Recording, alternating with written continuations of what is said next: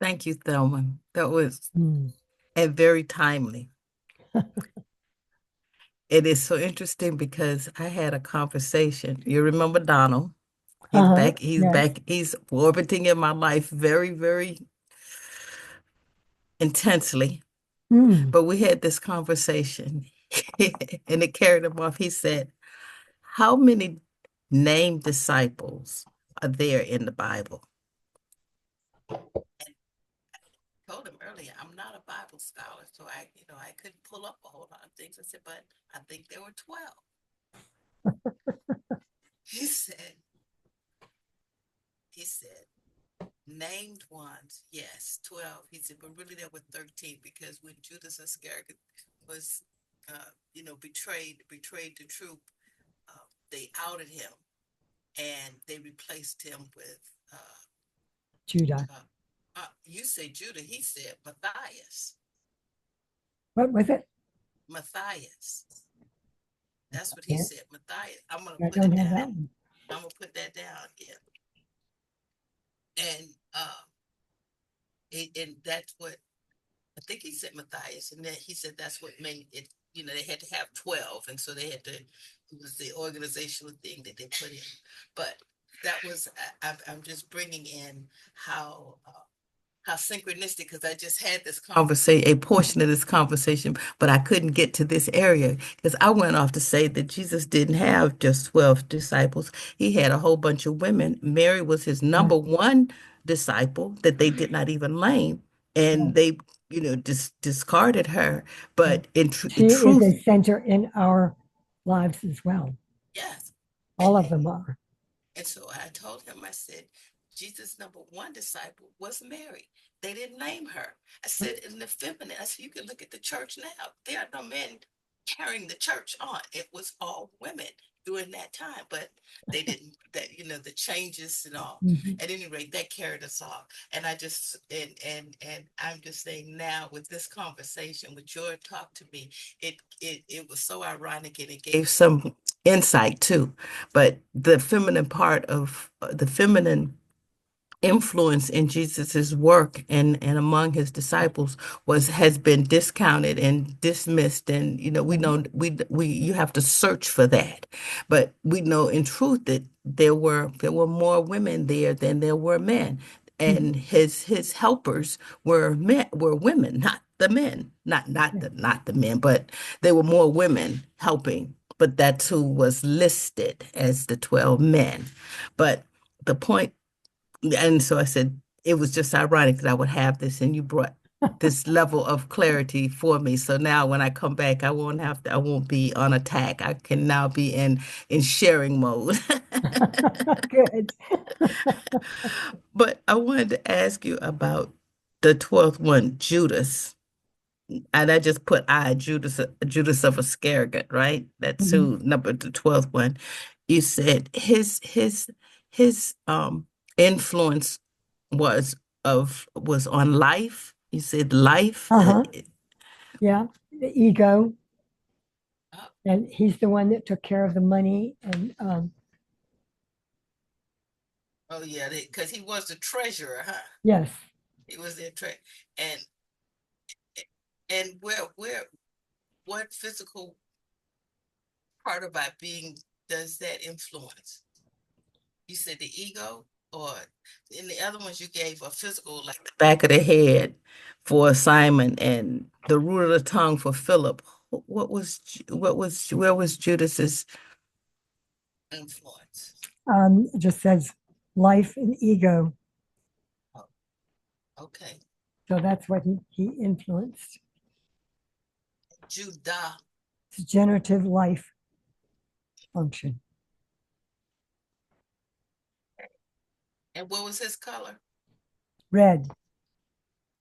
Uh, and Judah didn't have a color then. No. Judah. Okay. All right. Yeah, Well, but that's thank you. the same one. Thank you for letting me share that and get that out. Thank you for helping me to clear that up. And just in speaking about it, it gave me a level of confirmation as well as some uh, inspiration to go a little further, because I know that there is something for the feminine to be understood more clearly about Jesus's disciples. And so Yeah. I guess that's my new ministry. No, my new study path, not ministry, it's study path. Yeah. And it helps clear some things up. At least it did for me.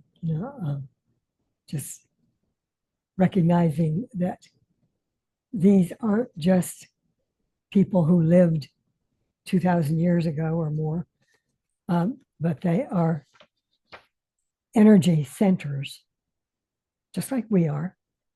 But within us, we have these energy centers that their function is to raise us up, to work through us. But when it comes to the women, yeah, I often think things haven't changed all that much.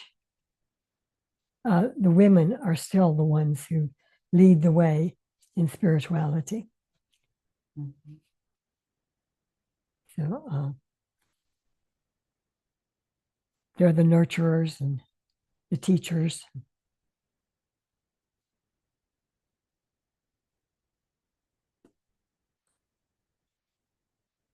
They bring love into action.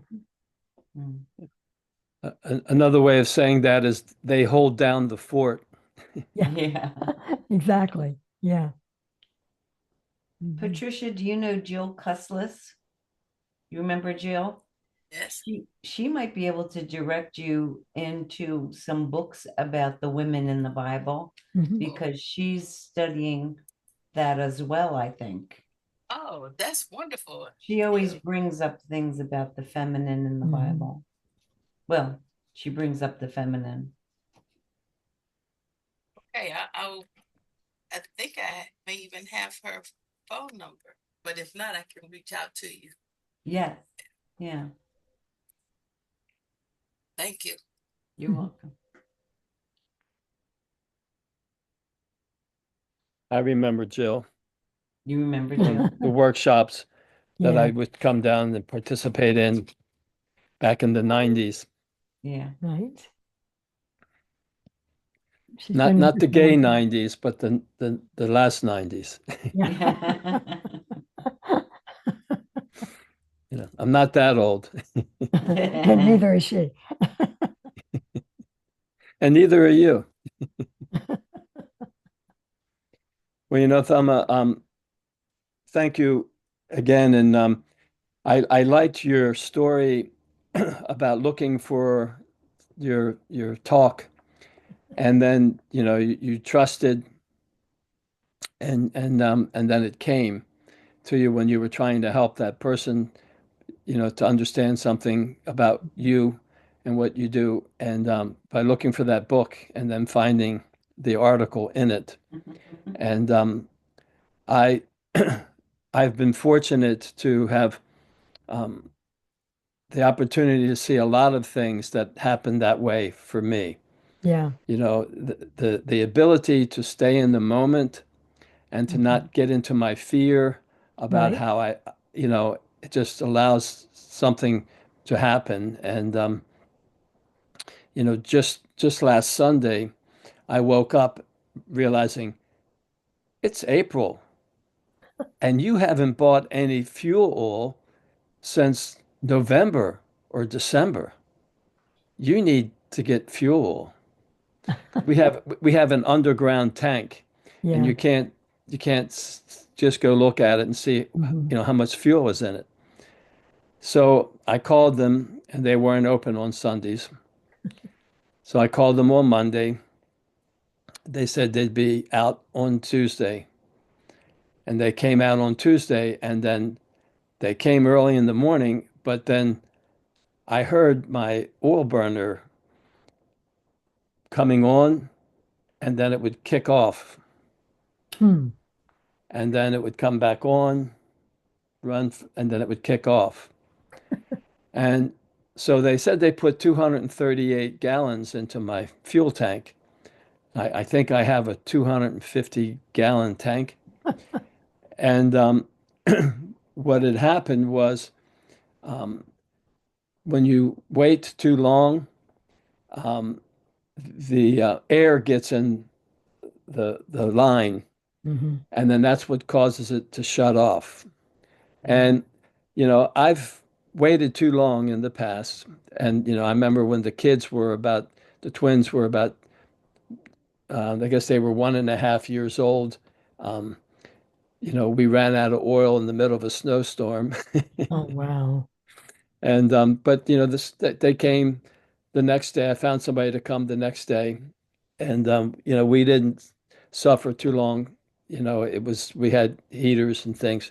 Mhm. But so I'm not saying I'm perfect at this or anything, but what happened this time was that it was so close that some air got in it, but usually what you have to do is bleed it, and then it Uh-huh. gets the air out.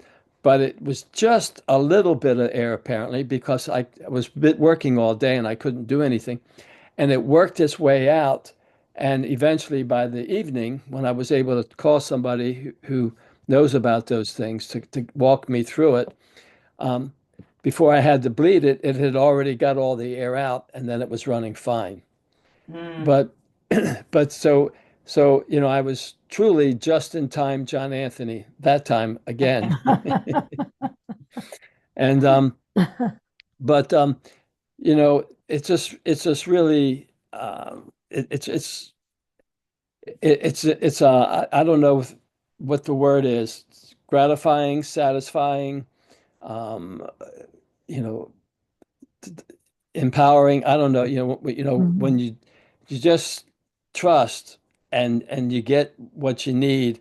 Right. It's gratifying. I got in college because of my math skills, not my English, but Yeah. you know, so it's just, it's rewarding. And so Validating. validating. Yes. Yes. Thank you. Yeah. Hmm. Yes.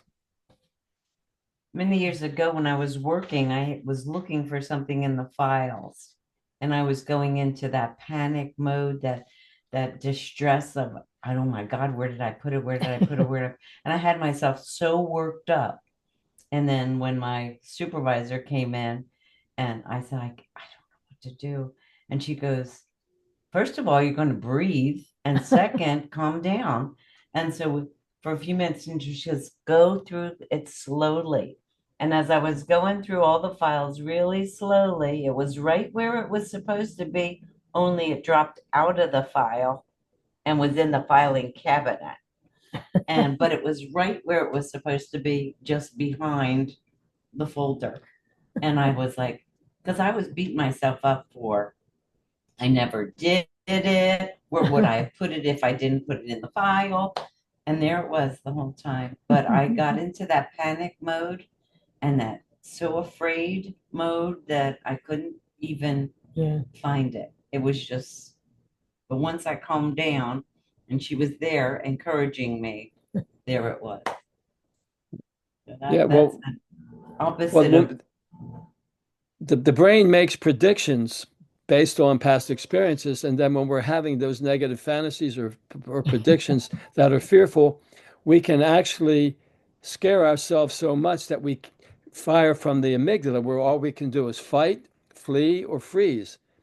And then Mhm. when we do the breathing, and expand the diaphragm so that it touches that vagus nerve, it allows us to calm down and disengage from the amygdala, and then we can think or remember.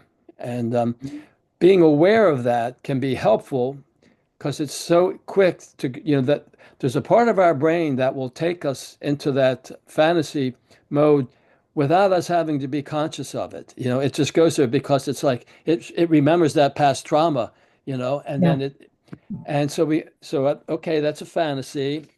It could be what's going to happen, but right now it's not happening. Let me get back into the present. And when I'm able to catch myself, and I can get back into the present, which is what you did, Thelma. You got into the Mhm. present and you stayed in the present. And then, you found what you were looking for. And then, Madeline, when you got back to the present, you found what you were looking for. And isn't life great? Yeah. Yes. I can even say that breathing not only help you find what you're looking for, it helps you find what you didn't know you were looking for. Yeah.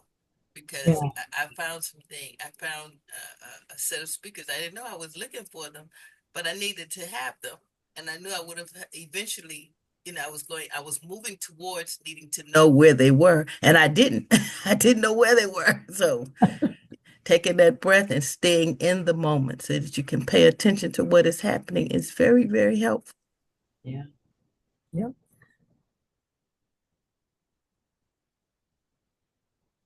Isn't it good that I learned to breathe? I was just saying, isn't You it know, that wonderful to was just 20, breathe? Just 30 years breathe. ago when that happened. Yeah. And all this time now I know, okay, just walk away from it for a minute and do a little breathing. Yeah. Mhm. Yeah. When I worked as a waiter, when I lived in Lake Tahoe, I was working at this resort um, for breakfast, and and the manager was trying to put the tape, for the cash register in the thing, and she was getting all, frustrated and everything, and she said, I'll be right back, and then she just went and she walked around the restaurant, and then she came back and then she grabbed the paper and it went right in, you know, because she was, you know, in her fear, Mhm. and was having a hard time making it work, and then just calmed down and then came back and figured it out what she needed to do or to do it calmly. And um, and so it's the same type of thing. Is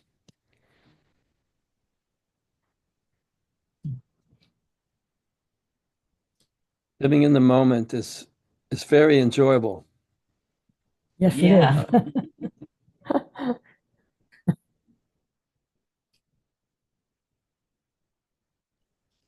Right here, right now. Yep.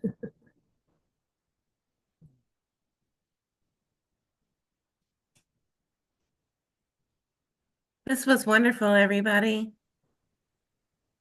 Sam wrote down the disciples Oh, cool. and what they represent. Well, I'm going to get some copies made of this. Put it in different places all over the apartment. Yeah. Oh, that's nice.